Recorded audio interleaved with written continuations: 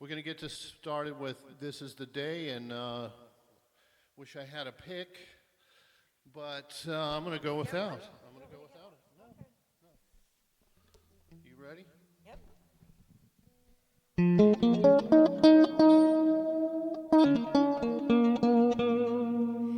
This is the day that the Lord has made. I will rejoice and be glad in it. This is the day that the Lord has made. I will rejoice and be glad in it. This is the day, a day to be seized in, a day I can feel my spirit set free. Yes, this is the day. It's time to fly higher and higher up in the sky. This is the day that the Lord has made. I will rejoice and be glad in it. This is the day that the Lord has made. I will rejoice and be glad in it. This is the day all my dreams come true. Feel the Spirit working its way through. Yes, this is the day. It's time to fly higher and higher up in the sky. This is the day that the Lord has made. I will rejoice and be glad in it. This is the day that the Lord has made. I will rejoice and be glad in it.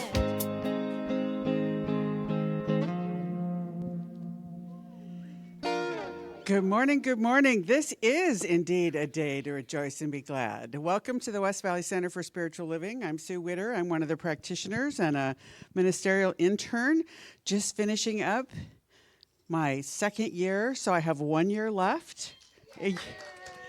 I found out this week that I will actually be able to go into the graduation ceremony in San Diego in May of next year, so I'm very excited. It's getting closer and closer, so welcome to the West Valley. We're very, very grateful that you took your time today to come and join us and to open your hearts and have the opportunity to lift your spirit with the music and Reverend Karen's gorgeous message. Reverend Susan is up today to do the prayer and to read and just allow us to just settle into this exquisite experience that we call the Sunday service. So, we have a prayer request. I always forget to announce this. The practitioners and the ministers on staff will all pray if you fill out a prayer request either in the back, in the corner. There's a prayer box on Home's base out in the lobby. And if you want public prayer, there's a wall that's magnetic that you can put your prayer up. So please allow us to pray for you. That's one of the great joys we have in our philosophy. And we have announcements that I left in the other room. Who has Julie, always on top of things. Thank you. So Treasures for Teachers is coming up next weekend. The Projects of Love team is involved with gathering Treasures for Teachers. There's a list out in the bookstore. And bring them with you on Sunday. And Kay Fontana, our practitioner, as well as the manager of our office now, does a Wednesday morning meditation at 11 a.m. So please come to that. It's a great opportunity to just have a midweek settle. We have a very cool event happening on the 27th after the service. Veronica Reyes, who is a practitioner at New Vision, I believe, if my memory serves, is going to be doing a sound healing experience after service. And it is really a tremendous opportunity to just get your body in tuned in a way that when I've done them, it just, you leave in extraordinary, the vibration is just incredible. So do please join us for that. Gourmets for God starting in September again. Yay! Yay, yay. And we'll be getting announcements about that. And then we have classes again starting in September. Introduction to Science of Mind on Wednesday the 6th, and then Foundations will start on September 13th. So please, I say this all the time, and this is, and I have a hand wave back here. Dining with the dudes next weekend, the really important thing, food. Potluck, food. We are the church that does love to get together and break bread. So thank the dudes and do join us. So with that, I will say, let's see, we have our vision statement. If you would say that with me, we are a loving, joy-filled community honoring the many paths to God as we learn and live the Science of Mind principles. All of the rest of the announcements are on the page in the bulletin or on our website or in the newsletter. So if you don't get the newsletter, please sign up. And with that, the Bradfords will take us into that still space for prayer and contemplation.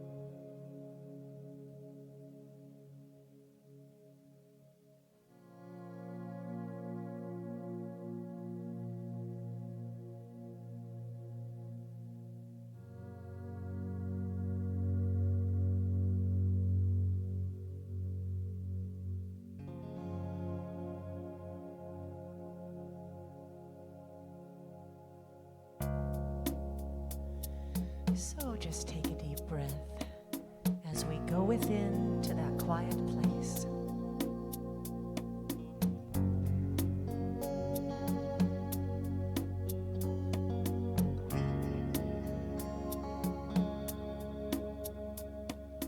I will make a quiet place within my heart, and I will wait upon the Lord, wait upon the Lord. Be still, my soul, be still. Be still, my soul, be still. Be still and know.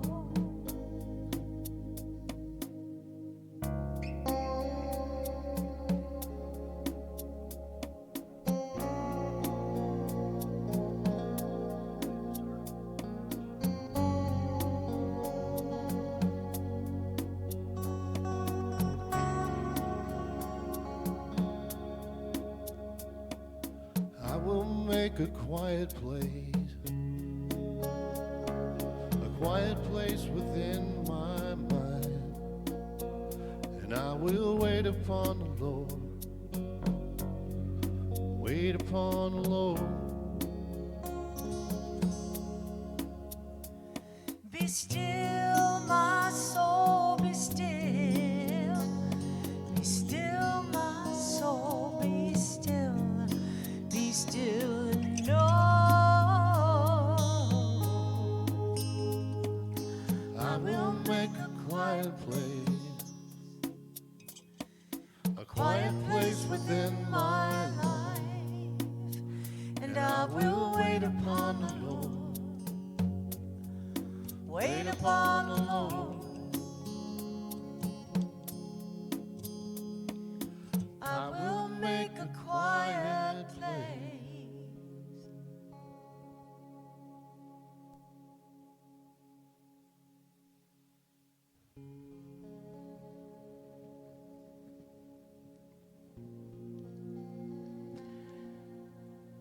As we center into that still small space within, knowing that the expression of God, all God characteristics, divine love, infinite intelligence, beauty and wholeness, oneness, and ease.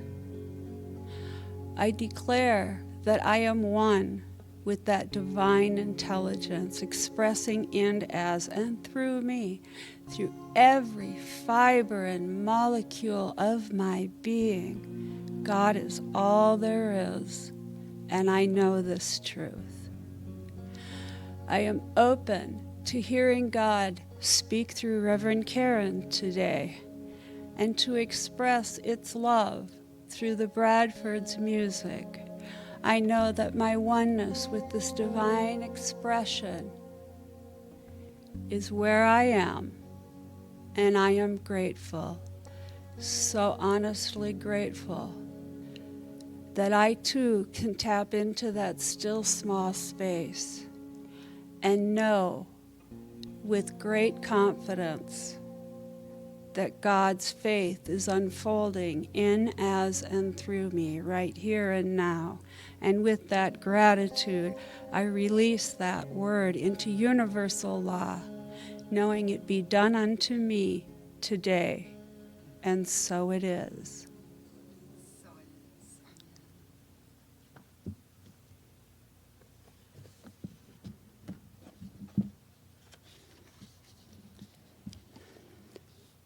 Be still and know that I am God. I am content with none, argue with none. I am filled with wonderful peace and light. There is no uncertainty about my future and no fear as a result of my past. I live in an eternal now, which is filled with good alone. Goodness and beauty follow me, peace and joy accompany me, happiness and wholeness fill my entire being with the realization of love and perfection. True prayer must be, thy will be done. How do we know what the will of God is? We do not. Other than this, the will of God cannot be death. Why? Because if we assume God to be the principle of life, the principle of life cannot produce death without destroying itself. The will of life has only to be life. The will of that which is infinite can never be finite, and so it is. Thank you.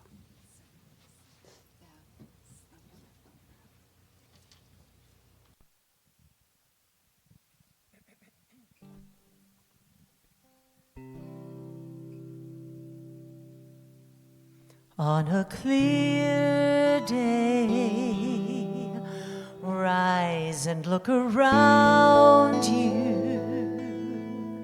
and you'll see who you are. On a clear day, how it will astound you that the glow of your being outshines every star. You'll feel part of every mountain, sea, and shore.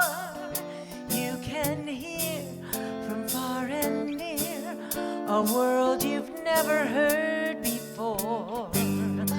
On a clear day, on that clear day, you can see forever and ever more.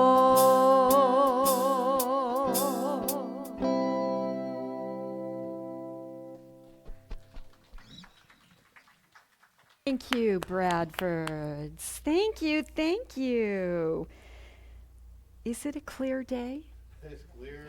Let's clear some things up, shall we? Good morning. Welcome to the West Valley Center for Spiritual Living. I'm Reverend Karen Rice, and I'm really happy to be here today, and I actually feel a little bit mischievous because the nature of the message that I've prepared feels a little mischievous. It's a little rebellious to me. Really good choice of reading, and well done on we like the music during the prayer. That was kind of cool. New added feature there.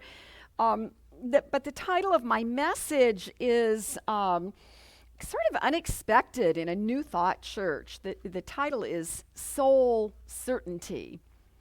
And so as I thought about it all week, I actually chose this title like a year ago, knowing it would be coming up, and it makes me laugh, and it feels mischievous, because in any other typical traditional church of any faith, it almost wouldn't matter what faith you picked. The soul certainty would be teaching you how to be good, and maybe even making you feel a little bad when you're not being good, making you feel a little guilty, so that you will do the right thing so that you can get to heaven. But, I don't do that message. We don't teach that in New Thought. We don't teach this in this philosophy that we call the science of mind. In fact, we don't talk about being a good person so that you can die and you can go and be welcomed at the pearly gates. We don't even teach you how to stay out of hell.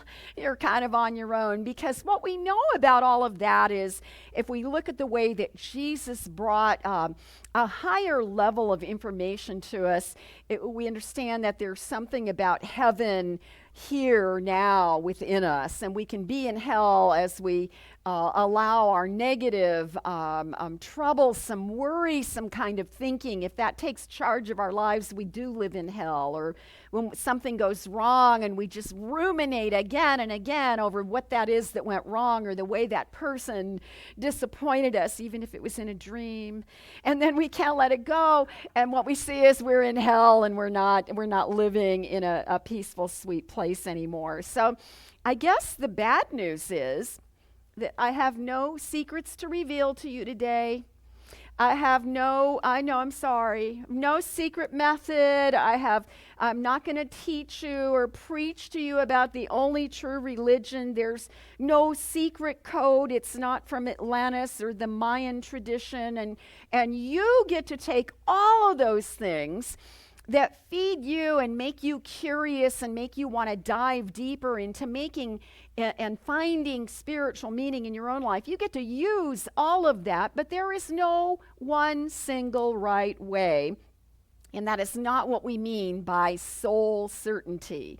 The soul certainty, when Dr. Ernest Holmes, who founded this teaching, when he used that term, and by the way, he probably didn't even make it up. He was always quoting other people because he was very well read and very bright.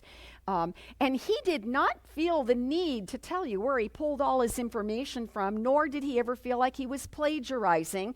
He collected truth. He collected information that resonated as universally true in all faiths, and then he shared that in his own unique way. And I think we should all be a little more comfortable doing that. So when Dr. Holmes would talk about soul certainty, he was really referencing the way all of us are free to study spiritual ideas and come to our own understanding of who and what God is, and then allow that to make an impact on you in a personal way that will help you live your life from a more positive and a more empowered perspective. Dr. Holmes was always relating to what we call the Christ consciousness in a very universal way, not in that the Christians have Jesus as the Christ, but in that the information that Jesus, the man, intuited and then used in this way that we call the Christ consciousness, did it so that we could see an example of how to live our own lives. And that's what I want to talk about today. It's not about staying out of hell. Do you know who Rob Bell is? Rob Bell is a man who had a deep spiritual, religious life and had some kind of turnaround and a wake-up call, like many great thinkers and even great ministers like Carlton Pearson was a great TV evangelist, went away on a silent retreat for 3 months and came back and said, oh my God, all I did for 3 months was read the gospel. He's this big, he was like a Billy Graham protege. And he said, but I went away for 3 months and what I understand is there can be no hell. There can be no devil. And he came back and he was so enlightened and happy and he's sharing this good news with everybody, and they turned on him in his ministry, figuratively went to hell, and he was no longer respected, and he created a whole new perspective. And by the way, to this day, Bishop Carlton Pearson fits easily under the New Thought umbrella, though he has remained a very devoted Christian. And I love seeing how people can take their faith and their way of worship and then live it in a more universal way. I always hope to do that better myself. So Rob Bell is one of those people who had sort of a wake-up call. His is a great story. I'll share it with you another day. But he terms it, that whole, the way you live your life in order to be saved or lifted in the second coming. And he says he no longer believes in an evacuation theory. And I like that term. It makes me laugh. Remember those bumper stickers you used to see on people's cars in the 70s and the 80s? I think it said, be careful, if there's no driver, it's because Jesus came and I'm gone. This car is on its own. In case of rapture, this car will be unmanned. That's really good. I love that somebody remembered that because it's funny. So we don't teach that. Yeah. I think rapture has a much sweeter meaning in the way that I interpret it now. But I was a Bible fundamentalist for many years. And we did believe in the time of the end and that it was going to happen soon. And we were all ready for it all the time. And in fact, we were always trying to get you ready for it too. But you never listened to me when I tried to convert you. I don't know why. So I don't, I don't do conversion anymore. Apparently, I don't think I ever did. But the thing is, there was this one scripture that we all hated, and it was either in the book of Zephaniah or the book of Zechariah. I can never remember the two Z's. They're close together, and they're just before the gospel, the good news. And they're the prophets. They're called the minor prophets, and the minor prophets were often fiery and it was so depressing. It's why most of us say we quit reading the Bible because we didn't like how all that anguish of God was going to, crush the people. And so whatever book it was, Zephaniah or Zechariah, there were pages and pages of all the awful detailed things God was going to do to the people if they didn't change their ways. And then there was all this instruction on what the good people were going to have to do to be saved. And then there's this one line that we just dreaded, and it said, do all these things, and perhaps you will be saved. It was like, really? I'm doing a lot? And maybe? You only give me a maybe? And I sometimes laugh when I reflect back on how disempowering that made me feel. But it also makes me chuckle because it's probably one of the keys that made me start thinking bigger than just the black and white sort of fundamental faith of a small religion. So what we know is, and I know you know this too, or if you haven't thought about it in a while, it's good to rethink it. Fear has been used by rulers and leaders and religious people that Moses. Fear has been used to manage the people since the beginning of time, since people began to gather in places where they needed a little leadership. And religion was at the heart of that. The fear-based, the go to heaven, burn in the fiery torment of hell forever. What a terrible thing to teach in Sunday school to children. But that is not a part of current thinking in more and more, even in more and more Christian churches. we've been watching what the people will tolerate and what they will not, and more ministers are lightening up on all that fear and guilt and telling you that you're the scum of the earth and all of that, because we just don't want it. We don't want that. We want to make meaning of our lives and in a purposeful way. And I think the irony is that the consequences of our actions, we don't have to wait a lifetime to be paid for the consequences of our actions. It happens pretty immediately. So if I think about a day or an experience where I have not been on my best behavior, and I've had an encounter with somebody that didn't feel very loving on my part, I feel that in my body immediately, right away, because we weren't designed to be that way. So what we know when we talk about soul certainty is we're talking about the way that deep thinkers and spiritual minded people have always intuited there's something more about life, and there's something different about God that is not a grandfather figure in the sky somewhere. There's something solid about that which created us, and created us in the image and likeness of love, not of fear. And so when we begin to wrap our mind with great certainty around how there has to be some intelligence in the universe that has kept things moving along just fine for quite a while, then we see that soul certainty is not a threat. That we don't live a life, a religious life that believes in rewards and punishments. And in fact, soul certainty has nothing to do with whether or not you make it to heaven. Dr. Holmes left us these words, and I'm speaking from the book. The quote and that term soul certainty comes from the book How to Change Your Life by Dr. Holmes. And here's the quote that I took it from.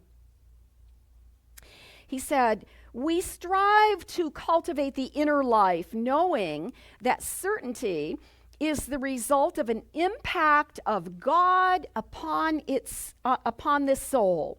We call this the Christ consciousness, meaning it is the way we attain soul certainty. The more we get sure about what we believe, spiritually speaking, the clearer the certainty becomes. We're cultivating an inner life so that we are sort of heightening our ability to sense the presence of God right where we are.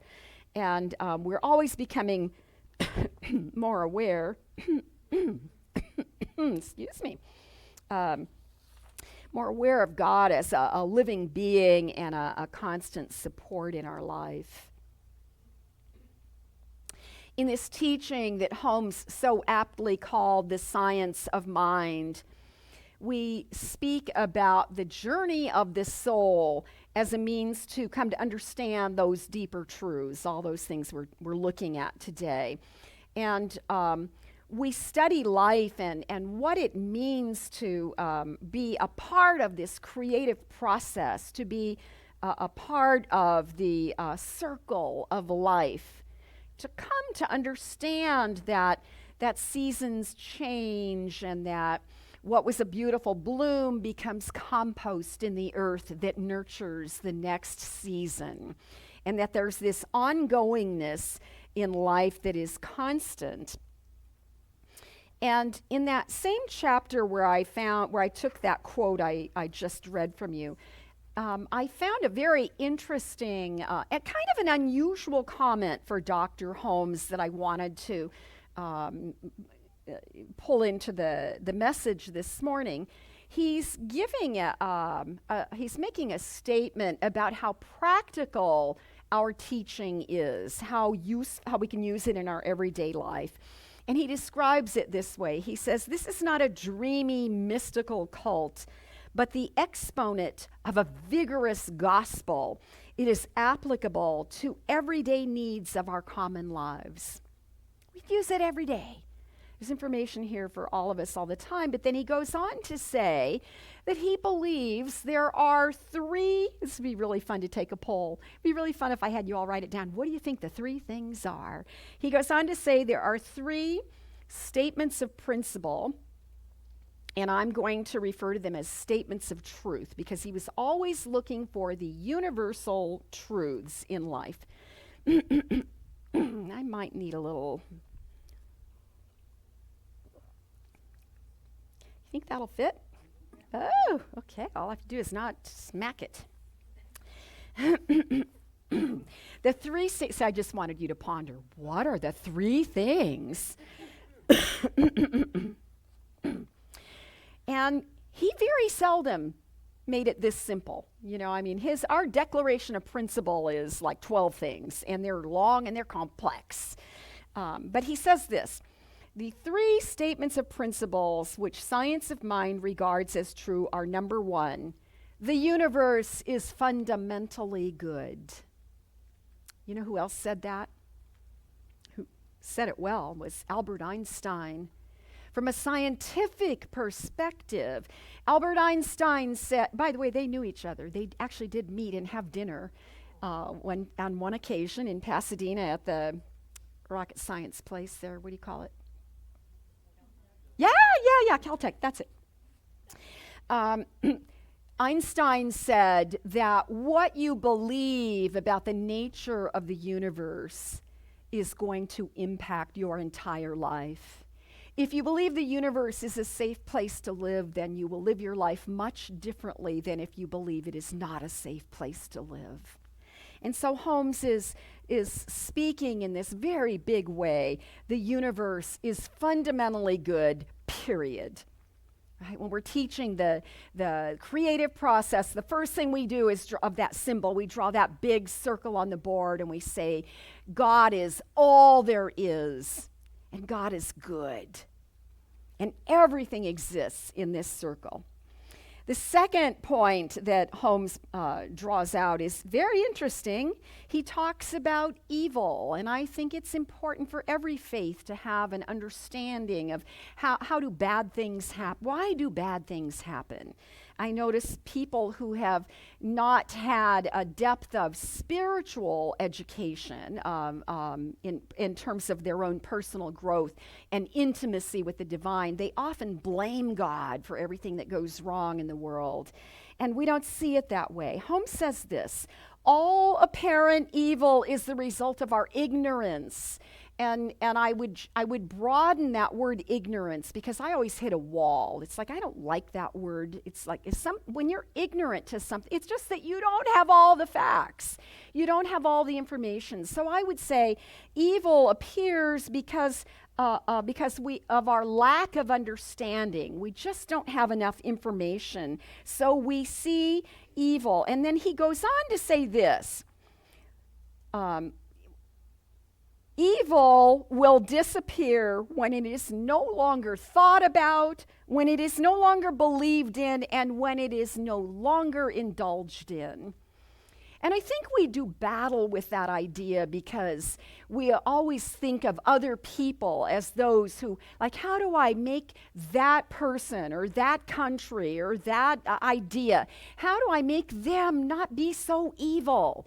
Why do they stick to their evil ideas? Because we have a judgment in it and we name it evil. And I believe that if we took that broader understanding, we could pull back so that we're not thinking about it, we're not looking for other people's evil ways, and we're not putting our power in the belief of evil or that evil has power over us.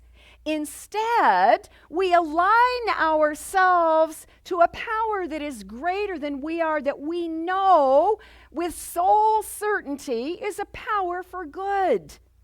It's the intelligence of the universe that created us. And so we are created in such a way we can reason this out. And then the third statement is so simple, and yet, if we just would ponder these words every day, the world would change. The third statement of truth is God is love. God is love. And God is, the creator of all of life, and God created humanity. And what that means is that we inherit those divine traits within us. And whether or not we choose to use them is up to us. But we're that God stuff, so we are made of love. And I would take that a step further and say that God loved us so much that we have been kissed into being, that the breath of life sustains us in this universe that supports us. And it's our job to look for just a glimpse of God every day and in every situation so that we can stay certain at the level of our soul in these important things. Now, Jesus is a key player. It's interesting that some people see New Thought participants, some people see religious science as a Christian denomination, and others do not. And the reason for that is that we acknowledge that the humanity of Jesus is the important part of the lesson. And just as Jesus came to say, the Father and I are one, it is the same lesson that the Christ consciousness brings to all of humanity, so that even as God kissed the breath of life, kissed us into being, then we can hear these words. You are the beloved in whom God is well pleased. Oh, we would be so much more self-compassionate if we could embody that as an absolute truth for our life. So the life of Jesus is recorded so that we might know that there's a way to examine the consciousness that is still on this planet that he tapped into. And one of the great gifts that we never want to miss is that the man Jesus and the records that are left for us to review, what was written about him later, indicates that he easily saw how important it is to have that intimacy with God. And for this minister, and I'm sure my soul is certain for many ministers, this is a very important message. That our intimacy with God, Jesus understood this so well. Imagine Jesus was a rabbi in this formal, legalistic religion, and he called God Abba, which is a tender name for Papa. It's a loving, it's a whole different way. It's not that angry God of the minor prophets wrote about. It has a whole different invitation for us to allow ourselves to experience a closer relationship with Spirit. And as we do that, we will intuitively move into closer relationship with each other. Because there is only one mind, there is only one God, and all of us, each and every one of us, is a part of that oneness. Jesus was able to see with the eyes of his heart, and I don't know that other than the fact that there have always been mystics through the ages that sensed all of this, he was able to not only sense, but he was able to create these settings where he could teach people to see through parables and miracles. But remember this. He didn't talk down at people. He often asked questions. He inspired people to think and to reason and to desire to have that intimacy with Spirit. And, if you think about what was going on, I love studying the history. Oh, you should see the books I pulled out this week because this excited me. I love the historical things that were happening in the world at that time when he walked on the planet, because there was like, oh my gosh, there was political upsets and unrest and wars everywhere and disputes and divisions and power struggles of every sort, because the world was at a critical point of change. So it's really not too far-fetched to imagine some of the hippies you might remember from the 60s wearing robes and walking in sandals in San Francisco, and that it was probably much like that, and that he was really not loved by everyone, as we know. It didn't end well. But he brought this timeless wisdom, and we are living in similar times where we can use that wisdom. Those eternal truths are valid and practical and useful even today.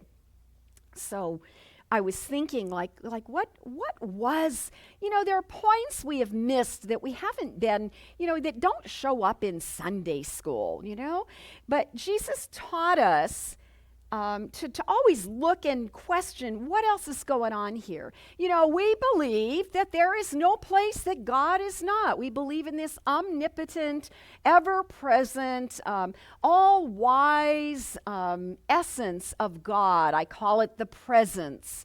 I call it the absolute or the infinite wisdom of all the universe. Call it whatever you want. But in this message from this human who seemed to intuit it perfectly, we see that Jesus was always inviting people to be accountable for their own actions. Love one another. We don't need the 10 Commandments. Just do unto your neighbor as you would have your neighbor do unto you. Treat other people the way you want to be treated. Take the rafter out of your own eye, or go ahead, if you think you're so innocent, pick up the first stone and throw it at that evil person. Be accountable. Own your stuff. And I think that we can look at our judgments right now and realize, do I really need to pick up that stone?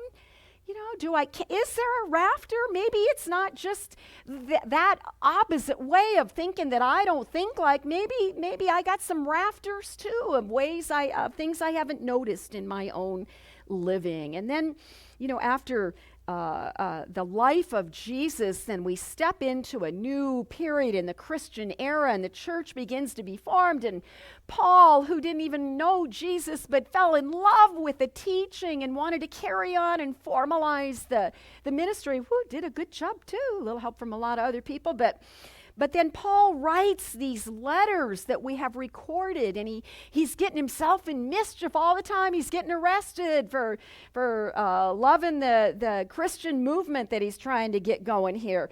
And there's this one letter where he writes, he always is trying to encourage the other followers, and he used these words. I love these words that come from Paul. May the eyes of your heart be enlightened. May the eyes, did I say eyes?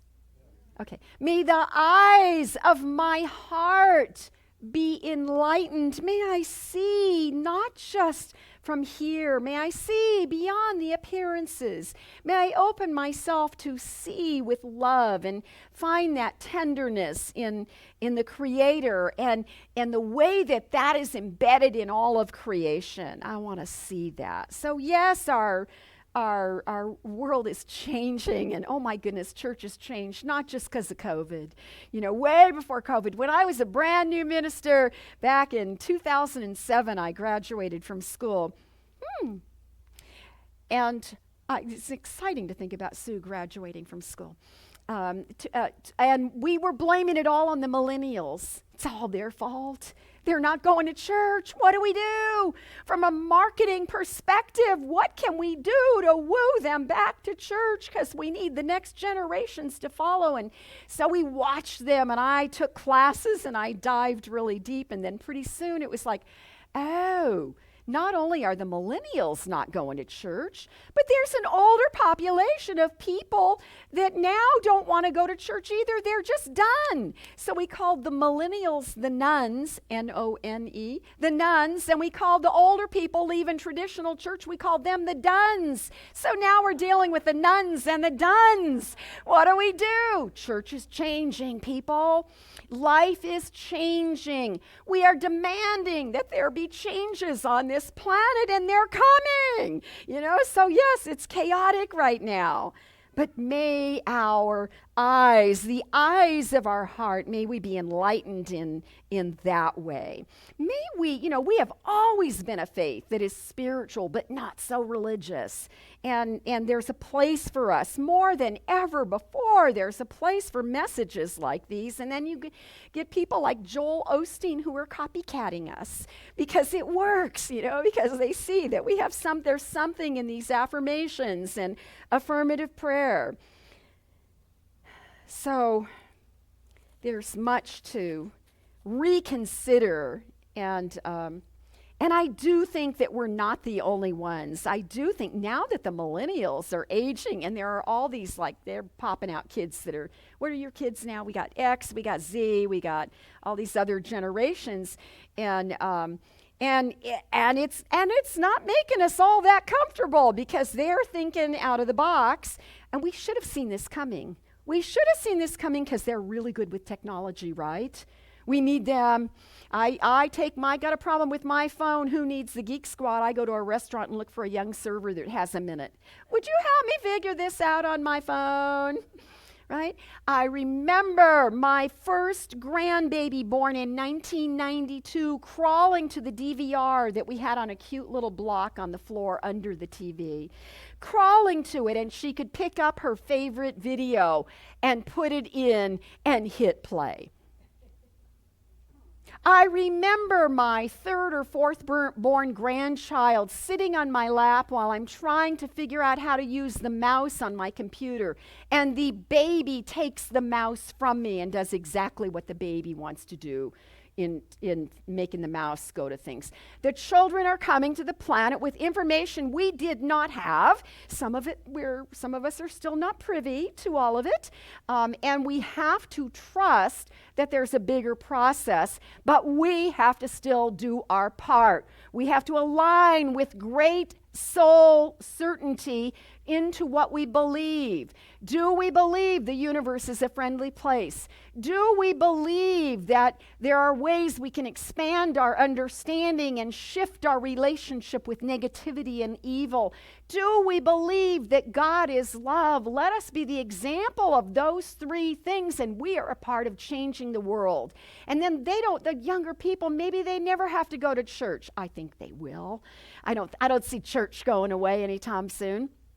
But I think that we have to be setting this, making it attractive and having deeper understanding of spiritual processes and applying them in our lives and using with Jesus as a human being and the Son of God as our example. We can then be who they see walking. And you don't have to wear sandals and robes, but let us walk our life in truth and let us learn to see through the eyes of our heart and make a difference in the world. I'm going to end this morning with a quote I found that is so fabulous. And it's a quote from a Belgian chemist whose name I have been rehearsing all morning. Ilya Prigogine. Ilya Kuryakin. Do you remember Ilya Kuryakin? That's all I could think of was Ilya Kuryakin. You don't even know who Ilya Kuryakin is, do you? How about you? Do you guys know who Ilya Kuryakin is? We know something they don't know. Not gonna tell you.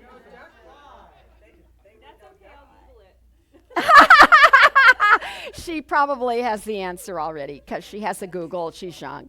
She can Google much quicker than I can. Let's talk about Ilya Prigogine. Ilya Prigogine.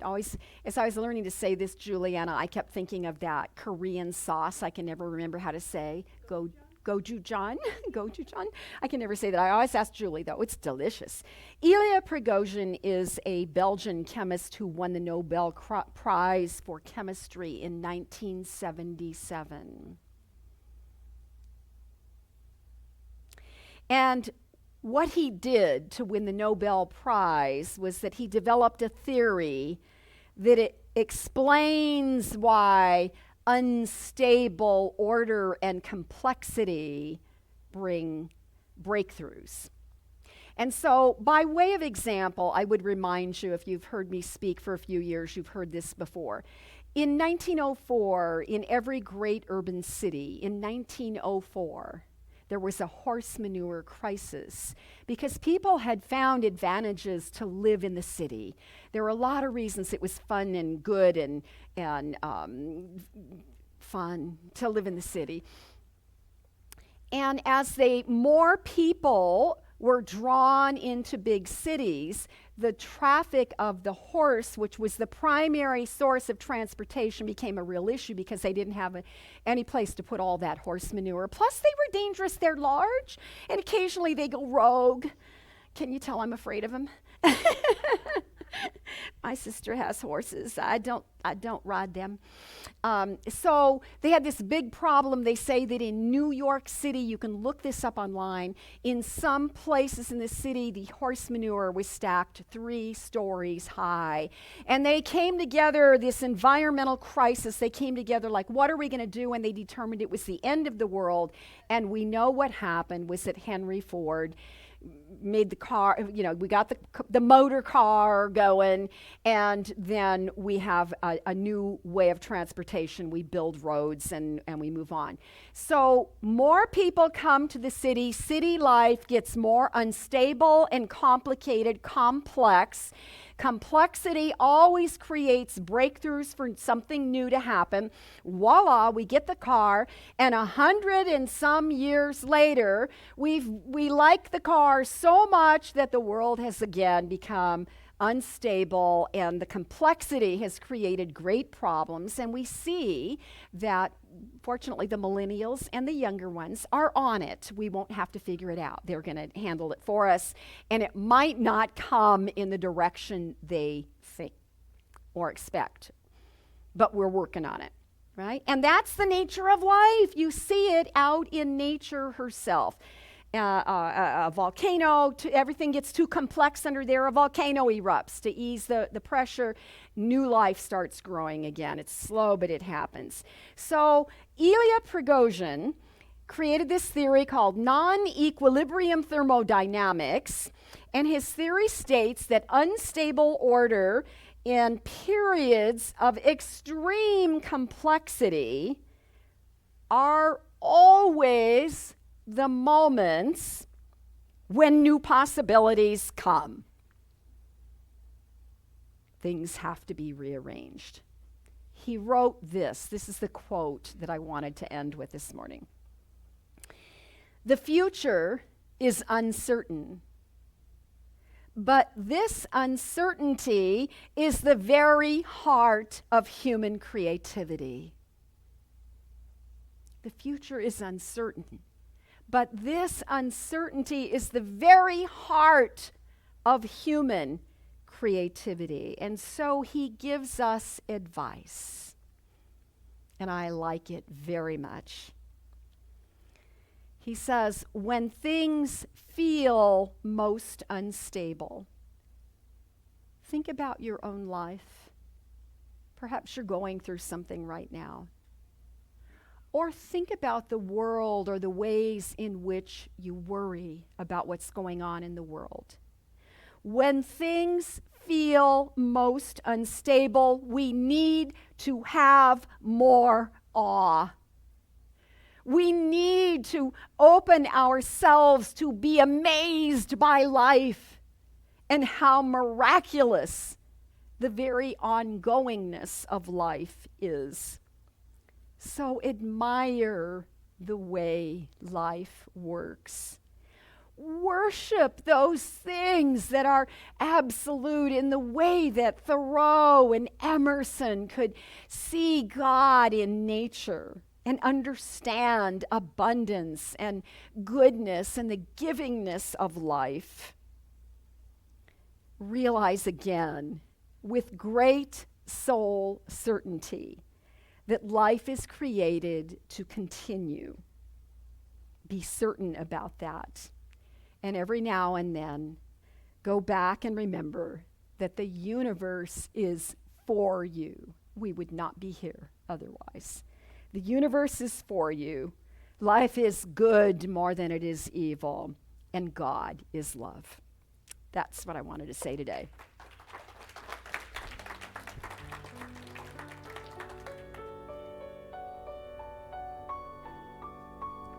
Take a nice deep breath. A holy breath of life, and fill yourself with deep awareness that indeed you are a godling. That the very fiber of every organ and every action in your body is guided by this God intelligence. There is absolutely no place where God is not. And so I know with great certainty that God is right here, right now, right here in this very room, in this sanctuary, or surrounding you in your home, wherever you may be listening right now. And so we begin to sense the perfect order of life in this environment for which we have created and live our lives. We begin to appreciate deeply from our heart that we are created in the image and likeness of some perfection that is beyond our human understanding. And yet it sustains our very lives.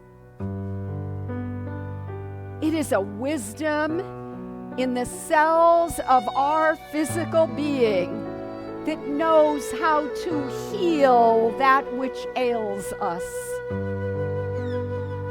It is an intelligence that I know to be the force of love that is present in every relationship. So wherever there is any appearance of discord, we call on that truth, that eternal truth with great soul certainty. We call for clarity in understanding this process of life, in knowing that things happen and that there are seasons, but things come to pass. And that every season and experience brings us fodder and deeper understanding for that which comes next. So I move into that place of feeling the activity of life within me, and I name it to be good.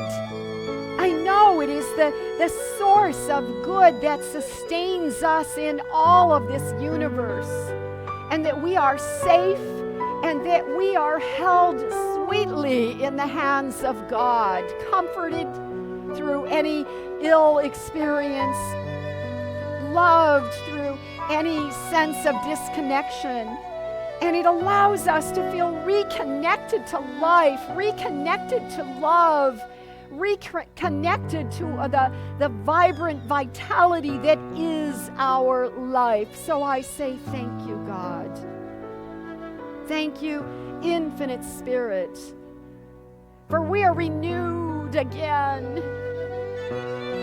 We are cleansed, and we allow ourselves to just reveal the wholeness that God would have us live. And therefore, it is with a spirit of deep, deep gratitude that I simply release the words of this prayer, knowing that it is perfectly and divinely complete. I let it be, and together we say, and so it is. Amen. Amen.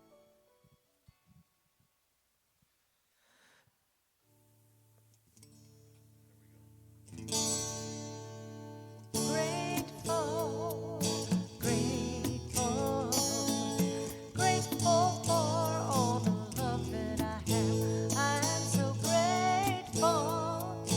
grateful, grateful for all the love that I have. Everywhere I look and every face I see is love reflected, shining back to me. I just give thanks for all these simple things, the joy and peace that gratitude brings. That's why I'm grateful, grateful, grateful for all the love that I have. I am so grateful, grateful, grateful for all the love that I have.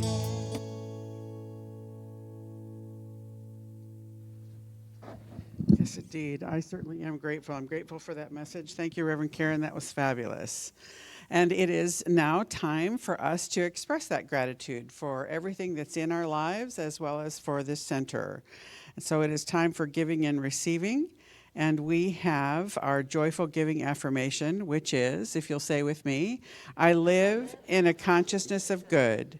Divine love blesses and multiplies all that I am, all that I have, all that I give, and all that I receive. Thank you, God.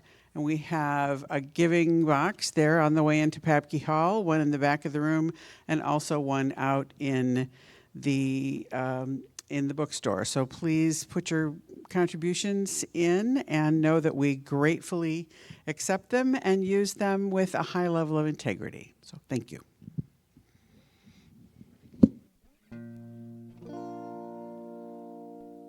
Please rise for our last song.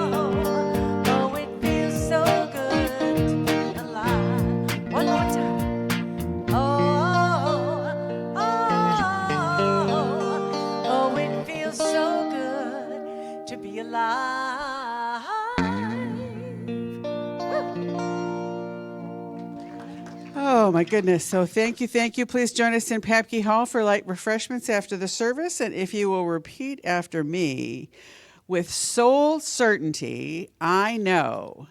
With soul certainty, I know. The universe is fundamentally good. The universe is fundamentally good. And I see the world with eyes of my enlightened heart. The world with eyes of my enlightened heart. So it is.